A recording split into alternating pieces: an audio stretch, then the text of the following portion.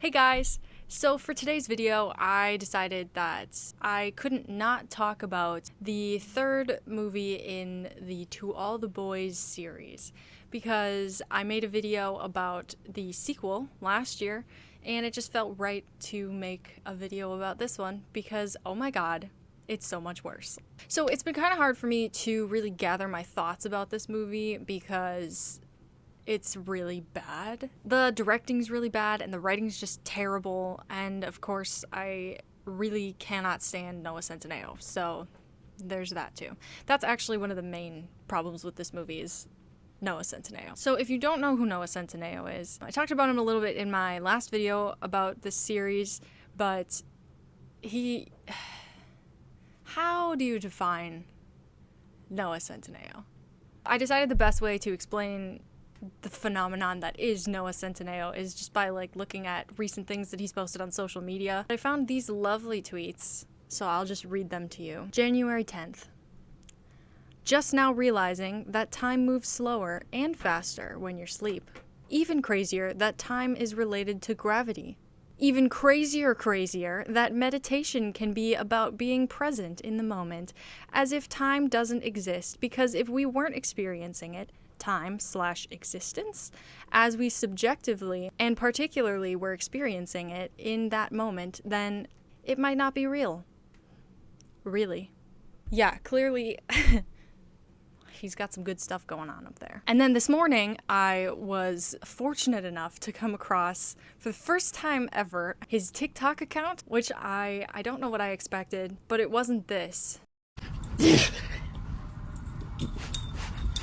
Will you 501c3, bitch? Let's go! Let's go! And he's giving me real, KJ Apa vibes.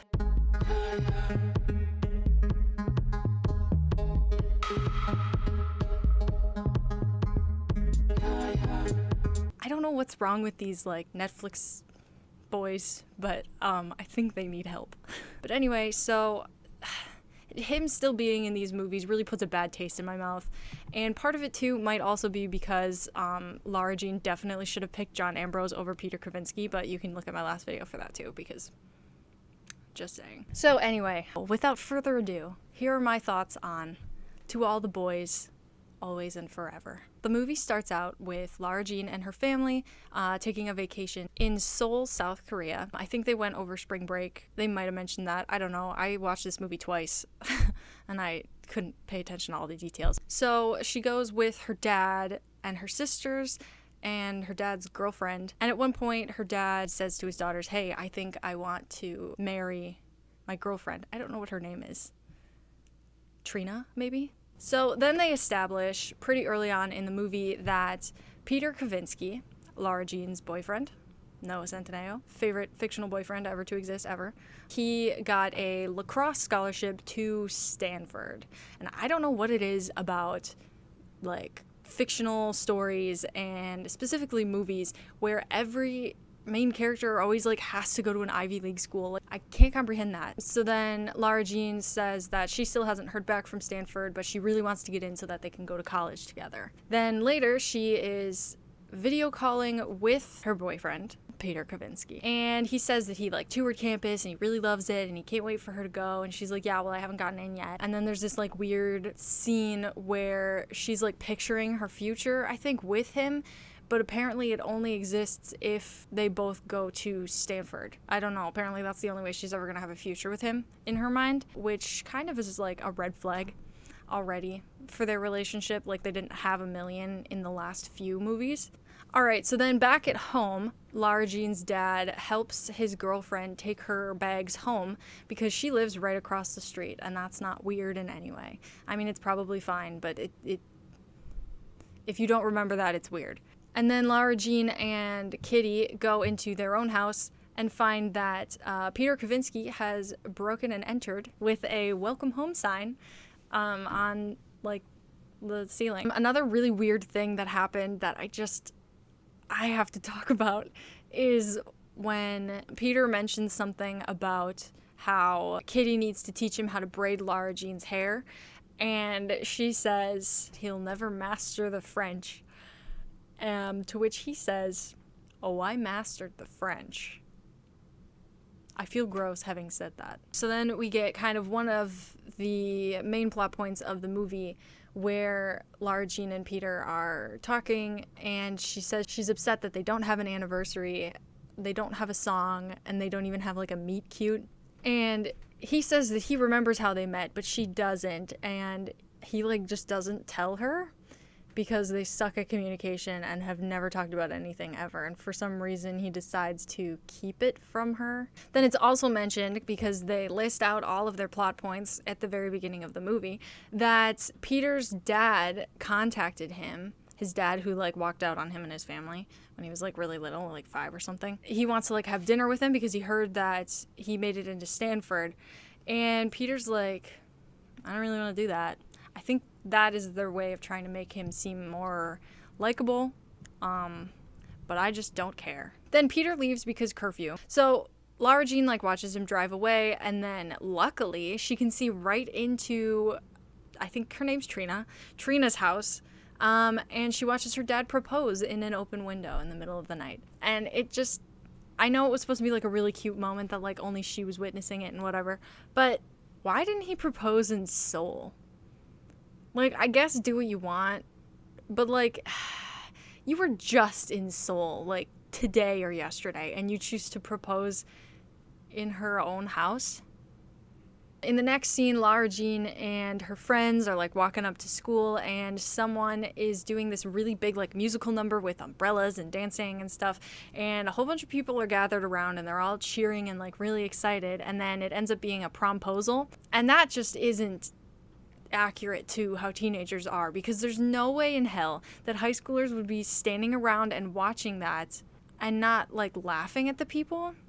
Like, I know that's really bad to say, and I don't want to like encourage that, because it is a cute thing and they put a lot of effort into it and they should be getting praised for it, but the fact that the writers didn't realize that's not how high schoolers work makes the movie feel a little more inaccurate, you know? So then that night, she gets a notification on her phone that her, like, acceptance status has been updated for Stanford. She runs upstairs to check her status and finds out that she didn't get in. Oh, darn, like, we didn't expect that. She gets all upset. Her best friend comes over. Kitty's there, and she ends up calling her older sister, Margot, but they have, like, a little mini fight. So then later, after they hang up, Lara Jean's alone. She's watching videos on Instagram of everybody else filming themselves getting accepted into school, which again, I don't think is something high schoolers do. I don't know, maybe it's something people do now, but when I was in high school, nobody did that. But so then Peter texts her and he asks, did you get in? And before she can respond, she gets a notification that her sister texted her,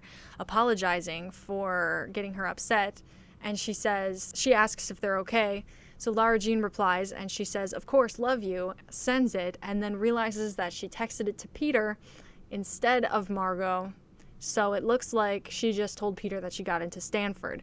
So immediately he tries to video call her, and she denies it, which is never a good thing to do. Just answer it and then explain it to him right away. But of course, because it's Lara Jean, she doesn't do that. So he drives over to her house and pulls a Say Anything, where he's like holding up his iPhone above his head, playing music really loud. And he's super excited for her. And she's like, I need to tell you something. And he's like, no, we gotta go celebrate. And he does this like weird dance. I'm gonna copy it for you so you can see. So then he takes her to the only diner in their city, apparently, and she continues to not explain the situation to him and doesn't really try very hard to talk to him about it. So he's like all excited for her, and it just like, if you just told him, then he wouldn't feel like an ass for getting all excited about it, you know? Before she can say anything, we get Peter's pancake promposal, and like, of course she says yes and whatever. It's so exciting. So he finally gives her a moment to like say, oh, hey, you know, what did you want to say? And she like just deflects the question and doesn't even say what she's going to say. So just thereby like making it worse. So she stays home from school the next day. She's pouting because she doesn't want to like talk to him about it. She can't face him. But then Kitty's home from school too. So I don't really understand the writing there either. But she checks Lara Jean's like acceptance for UC Berkeley and finds out that she gets in there. So then they're all excited about that. And she realizes that school's only like an hour away. And she says that's practically like going to college together. No, it's not. So then in the next scene, Lara Jean and her friend Christine are like packing for their senior trip to New York, which is also confusing to me. The amount of confusing things, like, I can't even fathom. Why would a school have a trip to New York City just for being a senior? Like, at my school, we didn't get anything for being a senior other than getting to graduate. But so Lara Jean tells Christine that she's never had sex with Peter before, and they have this weird, like, brisket metaphor that just made me really uncomfortable. So then they all go to New York City, and it's confusing. Peter and Lara Jean make this like plan to go on a date late at night after all the chaperones go to sleep. So they go to this bakery, and Lara Jean finally tells Peter that she didn't get into Stanford, and she's super nervous to tell him. And she's like, I know this isn't what we planned, and I know, like, you know, things are going to be different now because I didn't get in, and I'm so sorry. And I feel like that's another big red flag. The fact that she's scared of how he's going to respond. But yeah, he actually responds pretty well. So he says, you know, it's not your fault. And he says, you know, you're way smarter than I am, so I don't understand that. True. But then he has this great idea. He's like, oh, why don't you just transfer after freshman year, and then you can come to Stanford starting your sophomore year? Assuming that she's not gonna at that point have a life at UC Berkeley, or maybe will really enjoy the school more than she would at Stanford. He just assumes that she'll change her life for him, but he doesn't ever for her. So the next day, all the chaperones say, oh, we're gonna be in tour groups, and everyone has to be separated by, like, last names. So all of these last names are in this group, these ones. And of course, Peter and Lara Jean aren't in the same category. Boo-hoo, so sad. But then there's this really, really, really long montage of them, like, exploring New York, and you never see them stay in a group, and you never see the chaperones. So honestly, like, they would have been fine to just hang out together because nobody was, like, keeping track of anybody. They were just going wherever they wanted to go. But so eventually, Lara Jean and Christine end up just wandering onto the NYU campus, which is another place that Lara Jean had applied to. She ends up, like, really, really loving it. And Christine's cousin and Lara Jean's ex-bully invites them to a college party because she was taking a tour and this tour guide said she could go. So then they all go to the college party, and it's like this, like, rooftop, really fancy, expensive thing that, like, definitely doesn't exist because that's not how college parties are either. So there's, like, a band singing, and Lara Jean records it, and she's like, oh my god, this is our song, but, like, Peter's not there, so how could it be their song? So they're at the party for a really long time too. This movie, I just but anyway, so then the tour guide's friend finds out that there's a pink couch somewhere, and she really wants it for her apartment. So Lara Jean and Christine and Jen help the tour guide's friends take the pink couch onto the subway, and then they're all laughing and having a good time. And Jen's like, you should come here. And they're like, yeah, maybe. But so then Lara Jean's back at home, and she's talking to Margot and says that she actually really likes NYU, but she's still going to plan on going to UC Berkeley so that she can transfer to Stanford the next year. And her sister has this really great quote. She says, college is about more than just geography. Like, I literally don't know. I don't know what this writing is. I really don't. Lara Jean takes Peter out on a date to go bowling. It's just like a cute date scene or whatever, and they're having a lot of fun. But I think the worst scene that I've ever seen in my entire life is in this movie, and it's Peter Kavinsky slow motion bowling and dancing in such a horrifying way. I'm gonna try and recreate that one for you too.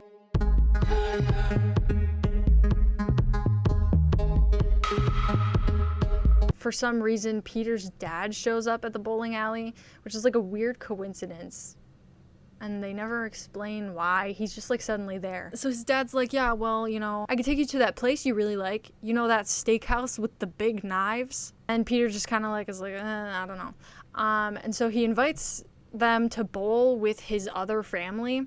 And they're like, no, we're gonna go. So they leave, and then Peter's all, like, sad in the car. And Lara Jean decides that now is a good time to compare having dinner with his dad who left him to seeing her dead mom one more time. Which, those two things don't You can't do that. That's not the same thing. But Peter says something like, there's nothing worse than not being chosen. And then Lara Jean says, I choose you. And he looks at her and he's like, I choose you too. He's giving me pick-me boy energy, And then at the very end of the scene, she kisses him on the forehead or something, and she's like, oh, I got lipstick on you. And he says, you mark me as yours. So there's that too. Always gotta bring it back. Always gotta just Ugh. So then we get a scene. There's a lot of scenes that are just really empty, hollow scenes that don't mean anything, but they just need it for that one, we gotta put the plot in here, Lara Jean sees that she got accepted to NYU, and she's upset with Kitty because Kitty didn't tell her. And I would like to know why Kitty can't learn her lesson, because that's what she did in the first movie too, where she did something and didn't tell Lara Jean. So then they go to that singular diner in that city, and she tells him that she wants to go to NYU. And he's like, so then you'll go to NYU and then transfer to Stanford the next year. We can make that work. It's only 1 year.